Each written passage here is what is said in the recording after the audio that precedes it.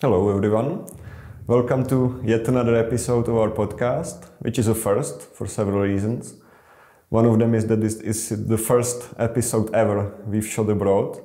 The second is that it's the first episode that's going to be made entirely in English. That's due to where we are. We're in Stützengrün, Germany, and our host here is Christian Müller, the CEO of Müller. Christian, hi. Thank you for having us. Thank you for coming. Let's just start with something easier. What is the main focus of Müller today? Is it still the shaving brushes, or do you see yourself as more of a generally shaving products company? I think at first it's always been the shaving brush and more recognized in the industry as a producer of shaving brushes.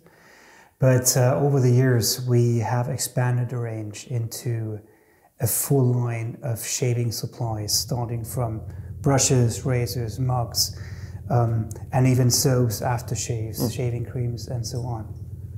And if you were to give me a brief overview of the history of your company, I know it began in 1945.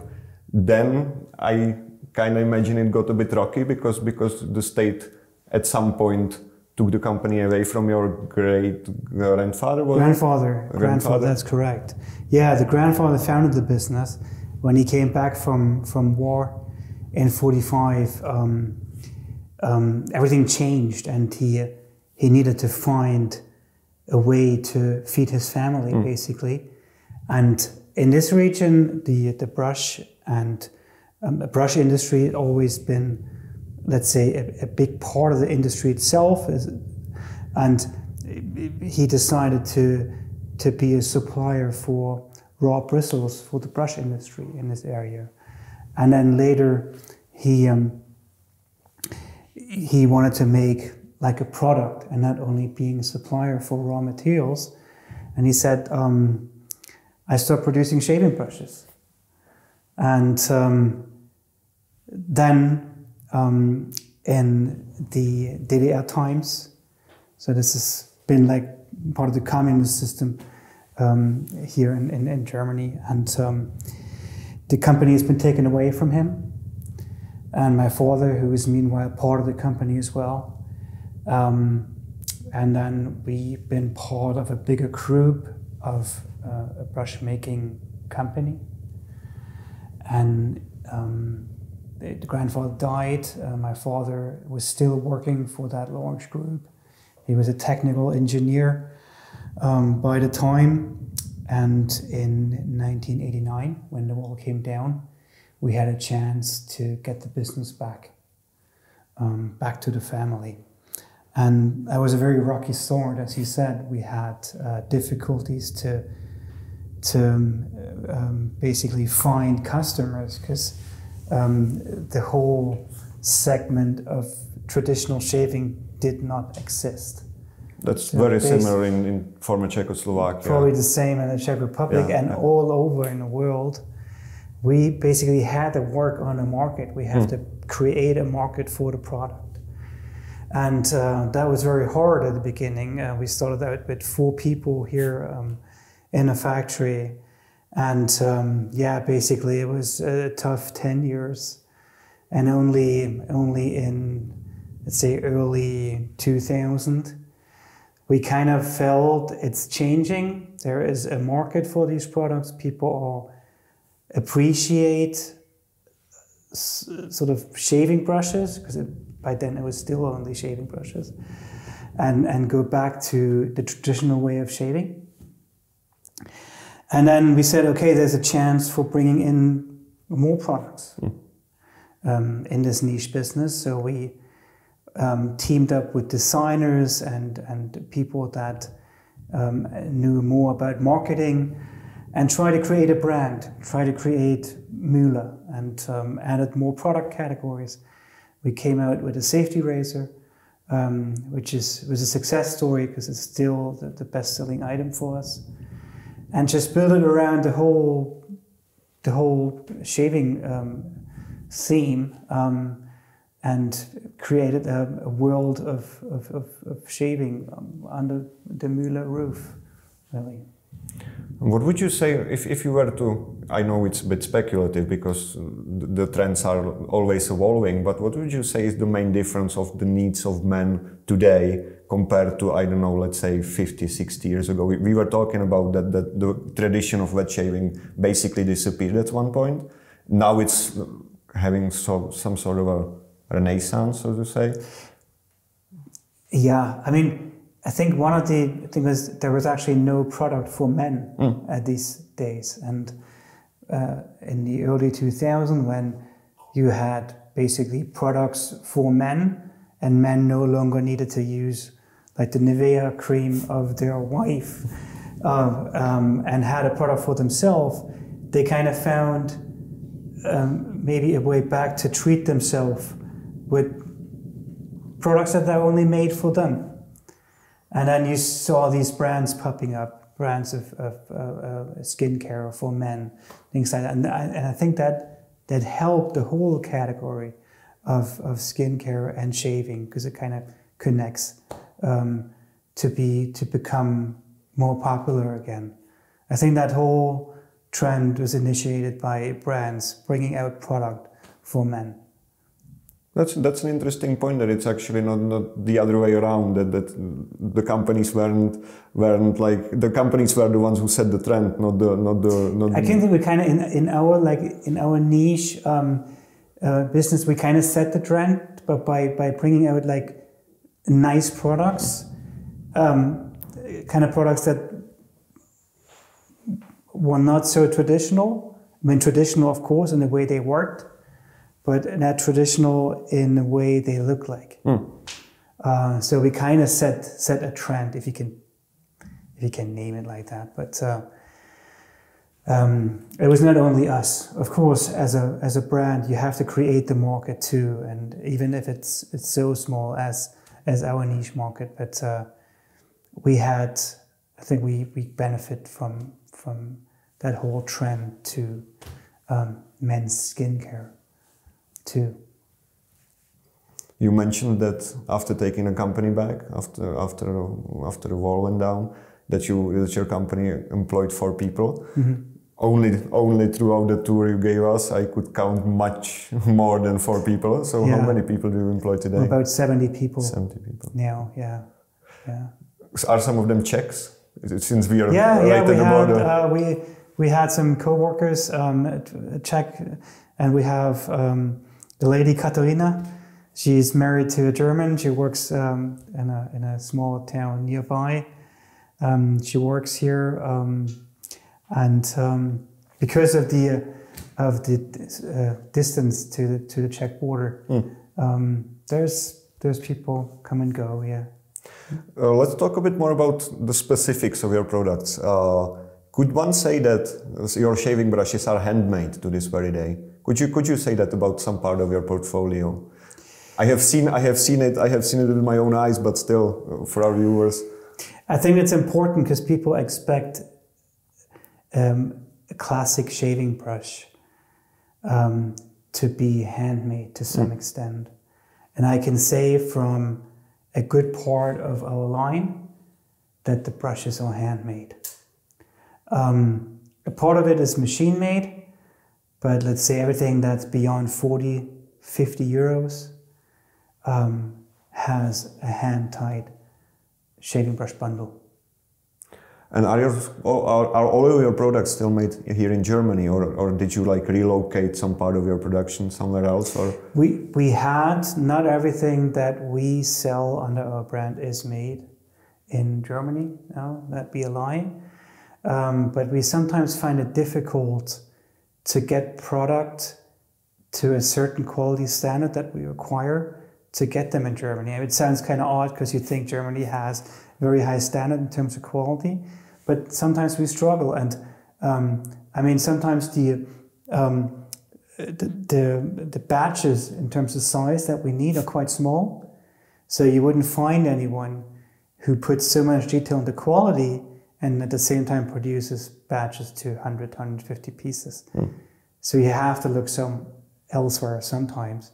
But about 70% of all the products that we made is made in Europe. And I would say 40% of what we produce is made here on site. It's interesting that we, as gentlemen store, we have our own private brand of clothing, and we face the similar problem. We face a very similar problem that we'd like to make everything in the Czech Republic, but sometimes it's just not possible because of the quality you get for the money, or that it would have to cost so much money that nobody would buy it, basically. Yeah, that's one of the burden that we have. The production costs in Europe are so high that if you add your margin, it's almost unsellable. But on the other hand, you don't find the right people that actually make the product, but make the product to your standards. And we found even sometimes in the Far East, you have people that make stuff better than we can. It's always sad to say, but sometimes it is the case. I've seen it again. I've seen it before, but you use some rather exotic materials, be it the badger hair or like some exotic woods for the handles. How does one get his hands on badger hair? Is it that you get local badger hunters to gather all the badgers from nearby forests? Or? In an ideal world, yes. Badger hair has always been used for traditional shaving brushes. That dates about 200 years back when there was the first, let's say, appearance of shaving brushes at all. And it's always been a material that can actually hold water perfectly without coming out straight again, and actually creates a very thick lather. That's I think the only animal hair that can actually do that. It's because it's very thin at the tips and gets thicker to the edge. And also the hair can actually absorb water. So what other hairs cannot do. And that's why this was probably used for this purpose. It's ideal for the manufacture of shaving brushes. Do you actually make boar bristle brushes, or have you stopped doing that? No, we do make boar brushes, but only for private label and for mass market, for entry-level business, but not for our Müller brand. Nowadays, with the sustainability trend kicking in, I'd say some people might find it not too appealing, let's say, to use a brush with actual badger hair. But you guys have been coming up with some alternatives that seem to be, or at least on paper, seem to be even better than the badger hair, aren't they? Yeah, and I totally agree in what you're saying. It is nowadays the synthetic, we call it silver tip fiber. And if you compare it to the natural source, in our case, badger, it can do a lot more. And in terms of properties, it's just a better material. It lasts longer, it doesn't wear off, so badger hair tends to wear off in time. Synthetic does not, it always keeps the shape. It can hold the water, it uses less product. You don't need as much, for example, shaving cream as you would need with a badger hair brush. And it doesn't need any care. I mean, you can just throw it in your wash bag and travel around. It doesn't need to dry compared to a badger. And it even feels a bit softer to the touch. And it even feels softer to the touch. Wouldn't you say? Yeah, it feels softer to the tips. It's a very nice sensation if you move your hand over it. It's definitely a trend that people are buying more and more into synthetics, which is good. So you've developed it all by yourself, this one, or is it because this must have taken quite some serious effort? Yeah, it was quite the effort to develop that, because you had to make sure it holds the water as it it's not able to basically absorb the water as a natural hair can do, but it's a mixture of 7 different diameters and 3 different waves. Oh. So actually the wave makes sure that the water doesn't run out of the brush head.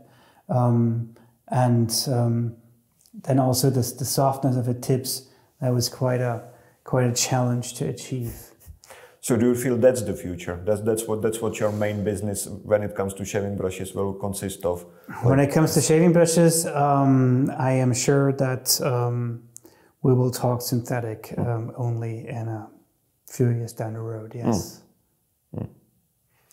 And if you were to speak a bit more generally, how do you approach product development? Do you have like a section that takes care of that, or do you just see some ideas or think something through and then come up with it?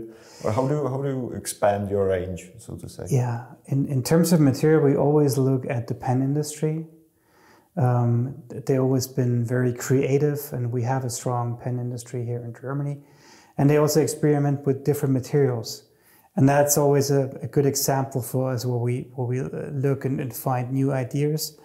And most times they use the same materials and even the same manufacturing techniques that are necessary to make a razor or a shaving brush handle. And then we also work with designers in Berlin and in Leipzig, and they help us to either find new materials, new ideas, and even create products from scratch. The Hexagon line might be an example of some Hexagon, for example, such a cooperation. It was a cooperation with Mark Brown, which is a renowned designer from Berlin, and he designed the Hexagon range for us, which is a typical example of moving away from this traditional kind of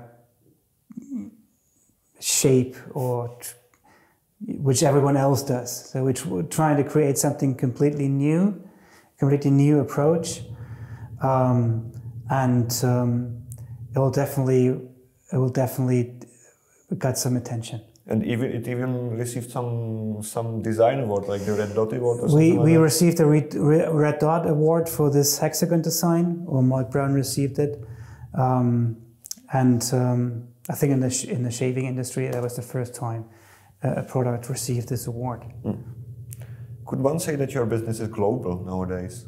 Do you supply, or are you Europe oriented, or do you supply outside from Europe? No, the market is so small for this product. It's such a niche market. You need the entire world, and trying to find markets where your product is used or known, or even like in China, well, a shaving brush is basically an item people don't know. Kind of create that market or this niche to make people buy this product. So we're looking for all sorts of market. Meanwhile, covered most of them with distribution partners. But if there's something new, interesting coming along, even in a smaller country, we're trying to find a partner to work with. So one could find your products in the US, so to say, or in Canada, or Asia maybe? Do Japanese people? Yeah, Japan's always been a very strong market for us, because they look out for German-made products, and the way they make things kind of reminds us how we did things maybe in the older day more than we do them now, but they're also very detailed and into quality stuff. So that's why we found it easy to enter the Japanese market. But we also have a distribution in China, and which is doing quite well. Or we have a partner in Singapore, which work on the Southern Asian markets like Indonesia, Malaysia, and these markets. I mean, it's small, but there's still appreciation for this sort of product. I've also noticed that you guys have been making cosmetic products as well. How long has that been the case? We started out with shaving soaps. We made always, I think in 1999. It was the first shading soap, the aloe vera one, which is this one. We brought this one out with different packaging at the time, but now have a line of 3 different fragrances, from shading soap to shading cream, aftershave balm, lotion, and beard care even. And even beard care, yeah. So, yeah. And that might be another way to expand your business, right? Because some people just don't prefer to shave anymore. That's correct. But what we found with this whole trend of beards, that it didn't do as bad really, because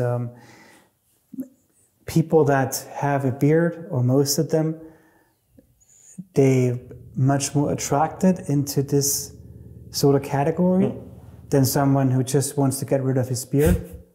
They would buy a can of foam and just a regular cartridge razor and shave. But someone who has a beard spends so much more time in the bathroom like doing the beard, and is much more attracted in all sorts of product related to beard and shaving. So we kind of benefit from that trend.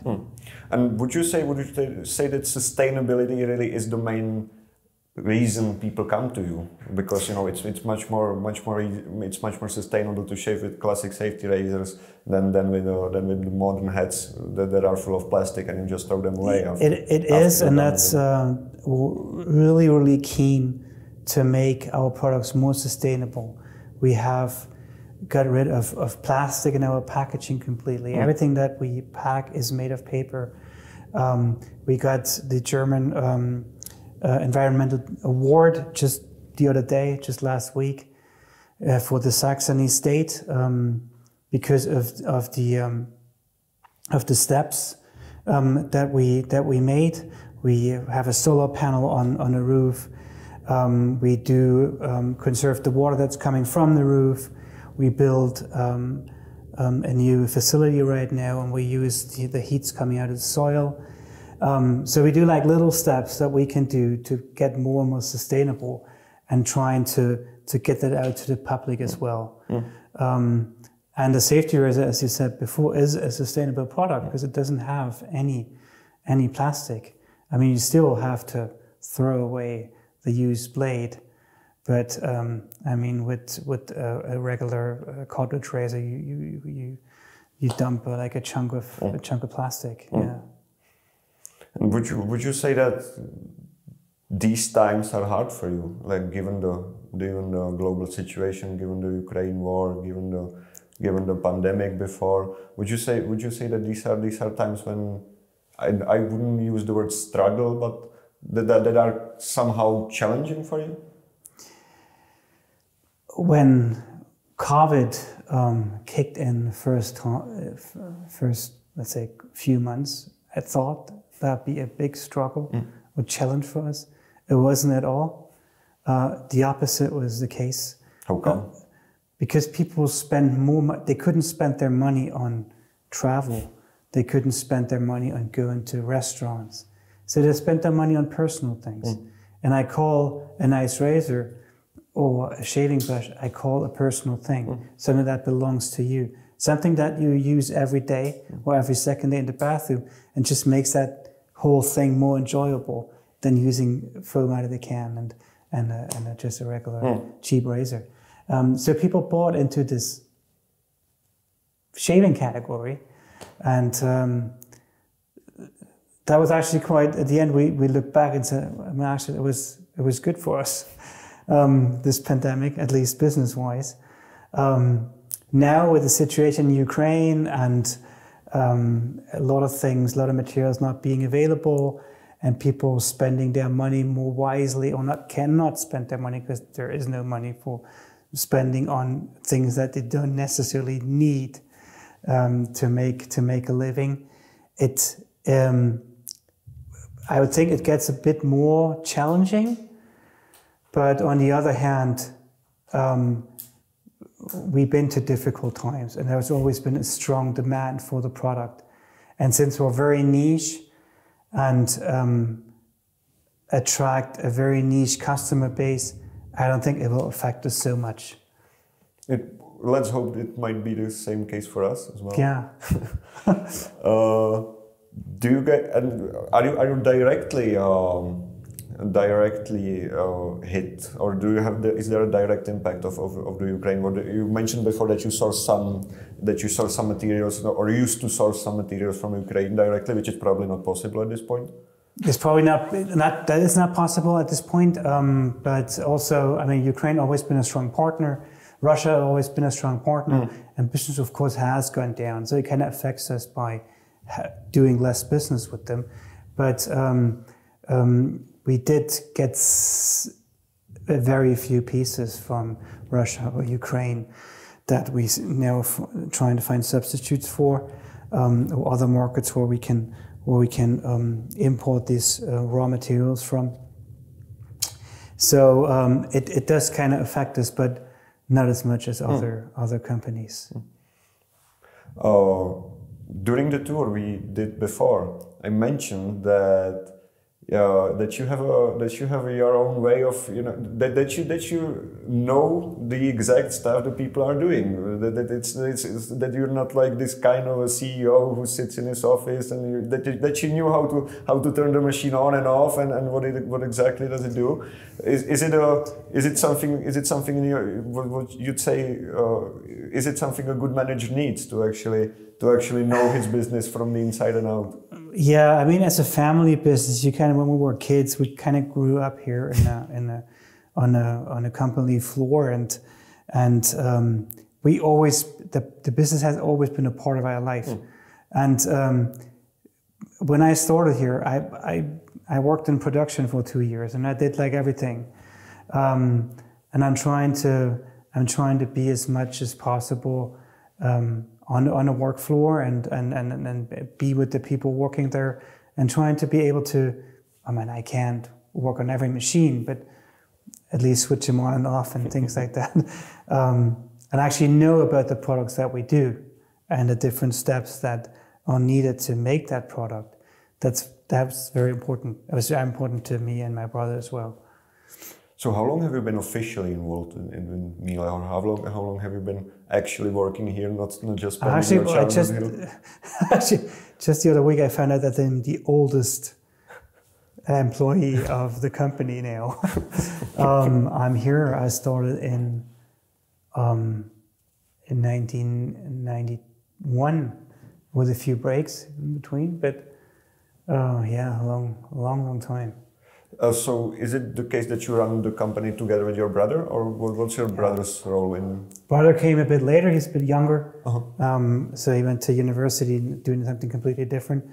But then business developed and was prosperous, and he decided to join the company, which was good because he is really into design, and he's more the creative part of the business. And since then, it really took off since he joined, and that's we're running it together now. Yeah. He's involved in his stuff, and I'm more of the sales and marketing side, but he is more developing, creating, and thinking of new ideas, what to do, and so on. Thinking about new ideas, did it ever happen to you that you realize that some of your products just doesn't meet your standards anymore for whatever the reason may be, because the demand developed somehow, because the design standards developed somehow, and that you just had to cross it off, and then that you just said, okay, let's start over again, or let's just maybe abandon that? Has that ever happened? Yeah, with the growth of the brand and the company, I mean, we try to make sure the quality level grows too, so that people that spend a lot of money onto a product from us, that they always get the top-notch quality standard. And something that we sold 5 years ago, we would not sell nowadays. So you always, so that's your benchmark, that you always have to meet new standards, or that you always have to meet new heights. Yeah. In order to stay competitive on the market. Yeah. And I think even though it said, okay, this makes this product so more expensive, we took that chance because we said, at first, if people talk about our brand, they should also talk about quality. That's our benchmark, and I think at the end of the day, it pays off. And what's your quality control process? Is there someone like that actually sees each final product and checks it and says, okay, this is good, this can go out? There's a quality check for every final product, but there's also a quality check for every product that comes in. That's being checked manually. There's like a person sitting there and having a look at every product and checks the quality. And the criteria are quite high. So we make sure only quality products are leaving this company. So, and we have a very, very, very low return rate. I mean, of course, sometimes someone's sending a brush back where the hair is shedding, or sometimes a brush drops to the floor and breaks. But that just happens, and we fix it. But in terms of a customer not being happy with the product that we supply to them, we don't have that. We don't know that. And that's the best recommendation one can get, right? Yeah. Actually, yes, it makes us a bit proud too. But I can honestly say that that's the case. Yeah. We've seen some pretty neat manufacturing before, and I have to say that this certainly is not the standard back home where we came from. But do you feel that there is still to this day, that there is still some value to handmade production, or do you feel that, on the other hand, there might be some room for automatization and for like doing things that are less labor intensive, so to say? I think there will always be a market for a handmade product with focus on details and quality. There always will be. Even if you think the younger generation is more, let's say, into, or doesn't appreciate the fact of a product being handmade. But I mean, we're doing this for 30 years now, and we've always been growing. So there, even 30 years ago, when there was no market for this product, we kind of grew over the years, and we're still here and never been as successful as we are now. So, and I think that'll be the case in the future too. There will always be an appreciation for handmade products, and of course, you need to see if you can do something for other markets as well, without affecting the brand in a negative way. I've just had the chance to hold the companion safety razor in my hand for the very first time. This might be another way to expand your business, right? Because like what I see here, that's strictly for men, but companion safety razor, this is an example of a product that can be used by women as well. And that was actually the idea behind the product. Because we got more and more approach from women that been using safety razors. So we thought that will never be the case. A safety razor will be strictly a product for men. No woman will use a safety razor for their legs or for their armpits, but they actually do. And I think the reason is sustainability.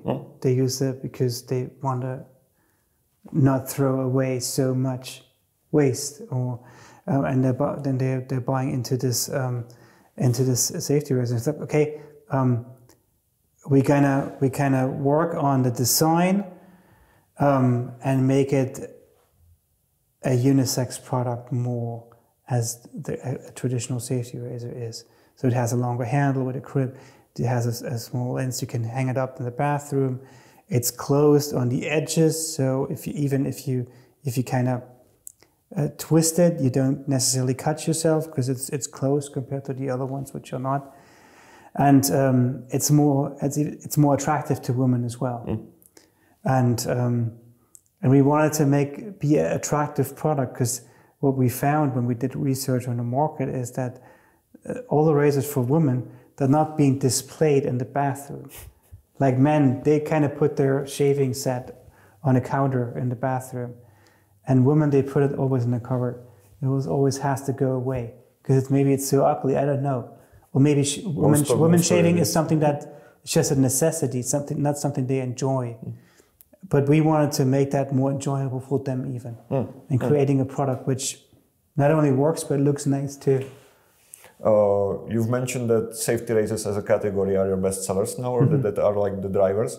What are the specific lines that are the best performing? Is it the Purist line maybe?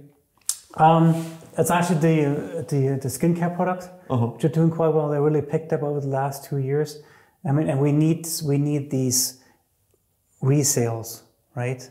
And product that are happy with the product they're using, they come back to you and buy it again. With the safety razor, I mean, it's a one-time buy. They don't come back the next 20 years if they're happy with what they purchased. So this has really picked up because we extended the range, we built the range, and added just lately the beard care products. But out of the hardware, we call it, I'll say traditional, like everything that's with the safety razors, but also the entry level Ritmo and Vivo lines, which are always very successful. Are barbershops among your clients? Or is the barber culture a thing here in Germany? Or? Yeah, it's the same thing as in other countries, but we find we have a few that can actually sell even expensive shaving sets, but it's our experience that they have a hard time selling if they only have barbers in their shops, because all they want is cutting hair or shaving or doing beards. So they're not so much into selling, which I appreciate, but that's the case. So it's pretty tough to sell products through barbershops. You do sell, let's say, shave care products or skincare products, but to sell a shaving set or razor in a barbershop is rather difficult. But I see that you have other brands here, not just Müller, so you do distribution as well. Part of the business is distribution. We distribute historically Peraza. We've been a partner for the last 15 years. And we do distribution in all German-speaking countries. And we do Backs of California, which is a skincare brand from California. Yeah, we stock that one as well. And it's an extensive range of all products, basically everything you can think of that you can actually apply to your hair or to your face, they have. And it's always been a good brand for us. And then another brand that we do is Club and Pinot. They're also from the US, a very traditional barbershop brand. And this one sells in barbershops. This is the only brand that we really do well in barbershops with. Yeah, it's a good add to what we do, because we find we have a lot of doors with Müller, and it's always good to have something more skincare for them as well. Let's maybe, as we already have enough, I'd say we have enough material about your company, about your story.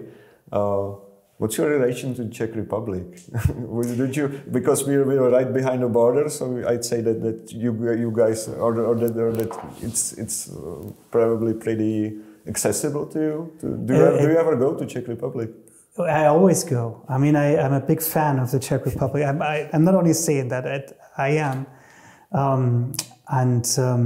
Actually, when we grew up as kids, we were in the eastern part here, in a communist country. And that was the only foreign place we could actually go to.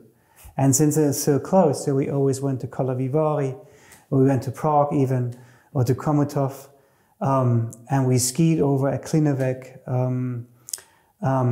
or even to Potučky, and bought those little dwarfs and stuff like that. That was always a good place to go, and I like the mentality of the people.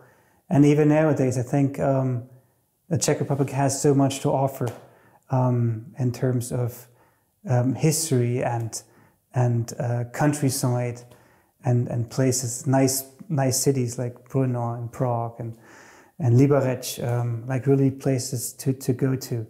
And a nice culture too, especially the beer, which I appreciate the most. I'm almost blushing. I have to say that's very nice to hear that somebody's not that pessimistic about our country as we sometimes tend to be. No, I wonder that you say that because and I think I can speak of a lot of people here. We always have a very nice view of the Czech Republic, at least here in Saxony. What I can say.